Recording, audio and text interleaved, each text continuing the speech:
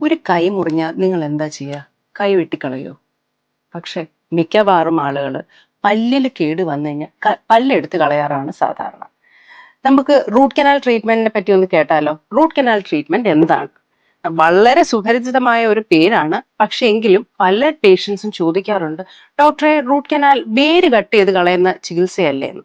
വേര് കട്ട് ചെയ്ത് കളയുന്നതല്ല, പകരം ഒരു ക്ഷതം അല്ലെങ്കിൽ ഒരു കേട് നമ്മുടെ പല്ലിന്റെ മജ്ജഭാഗത്ത്, അതായത് അവിടെ നെർവ്സും വെസൽസും ഉള്ള ഭാഗത്ത് എത്തുമ്പോൾ അവിടെ പെയിൻ പേഷ്യന്റിന് അനുഭവപ്പെടും.